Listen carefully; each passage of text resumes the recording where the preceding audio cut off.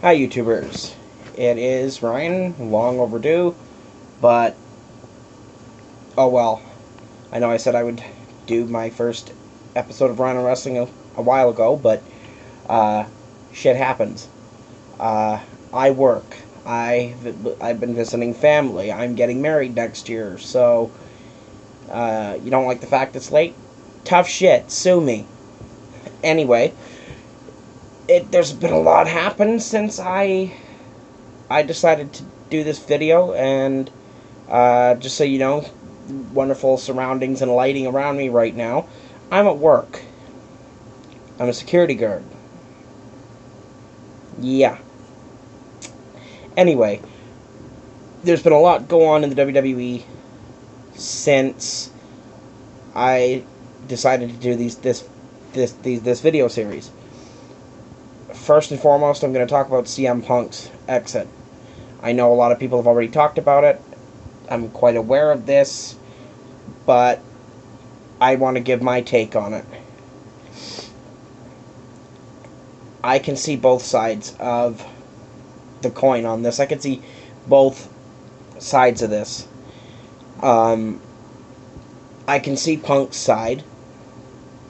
I mean, I'm surprised there's not more burnout in professional wrestling and more guys getting burned out because of the schedule. I mean, 300 out of 365 days they're away on the road and in the ring for most of that time.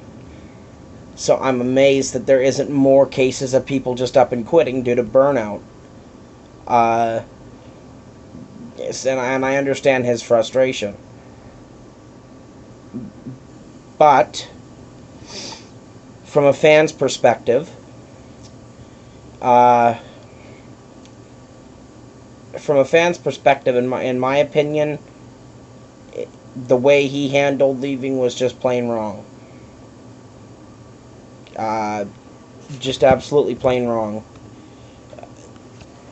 As a fan, I feel like we're being screwed out of seeing one of the top stars in the company, and I think what he should have done, and this might get me flack from real Punk supporters, and I'm a Punk supporter as well. When he says he's the best in the world, I'm the first one to say that's not just a name, that's not just a moniker or a gimmick. It is fact. Okay, so I'm not gonna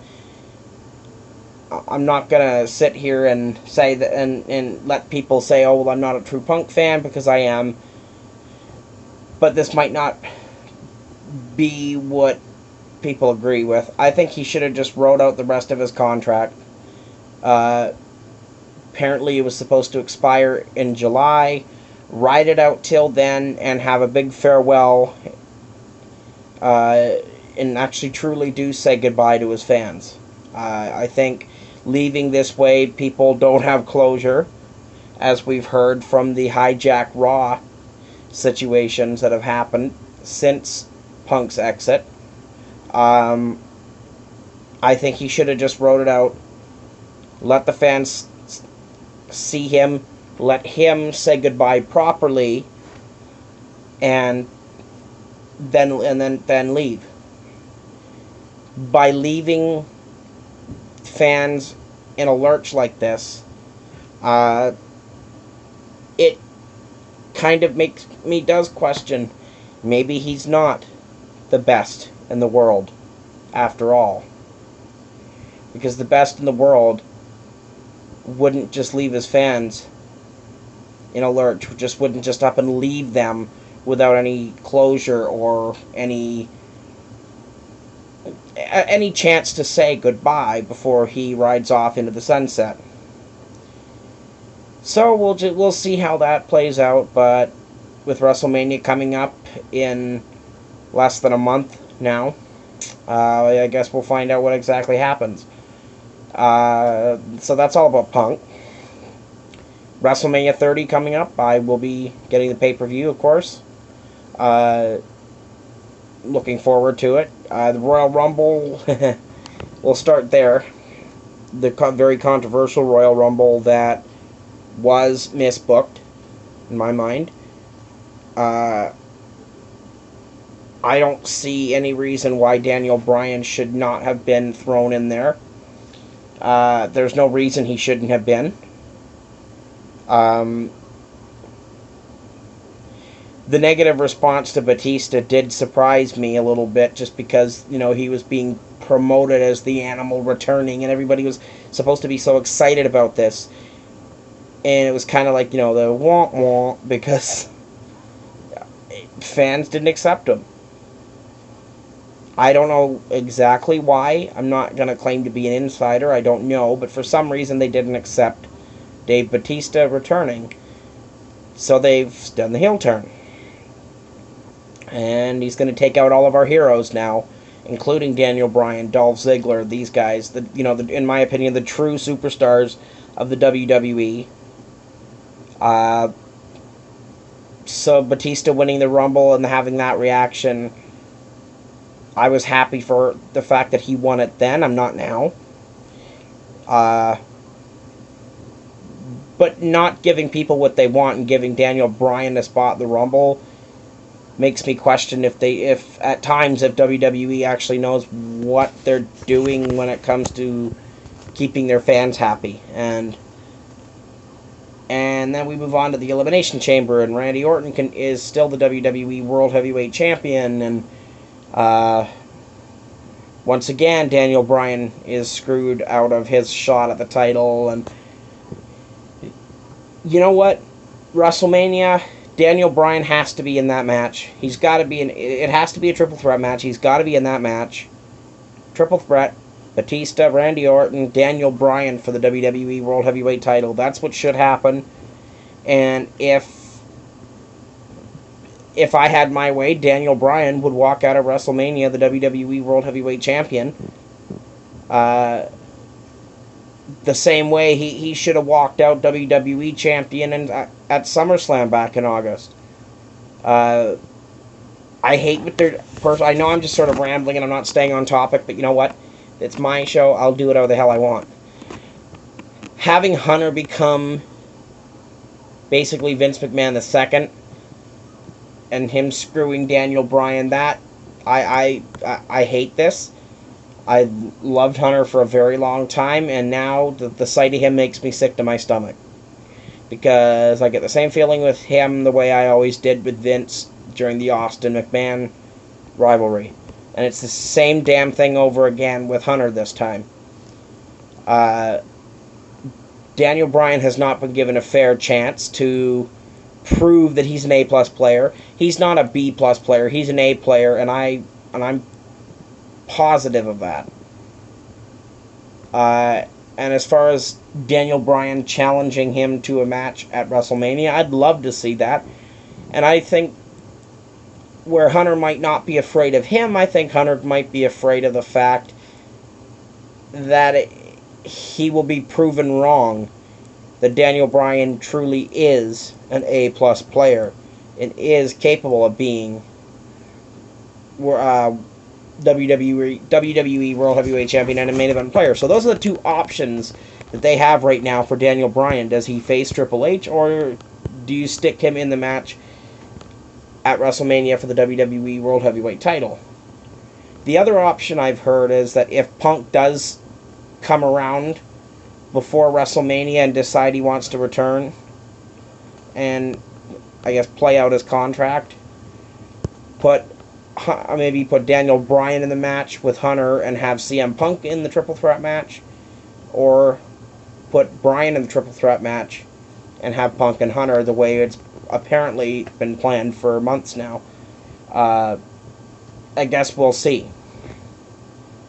But Punk leaving did sort of fuck up a whole lot of things for the WWE and the writing staff, because they had to go back and scramble and try to figure out what to do to compensate for losing Punk. But we will see. I have to give a special shout out to the Shield and Wyatt family match at Elimination Chamber. That match, one of the best, most entertaining matches I've seen in quite some time on any WWE pay-per-view. That match was absolutely unbelievable. You are looking at the future of the WWE and those 6 men. It was outstanding, and I knew it would be good, and I was looking forward to it the entire card, but it far exceeded my expectations, so I was quite pleased, and I loved it. So overall, Elimination Chamber was a great pay-per-view. But now it's the build-up to WrestleMania. I've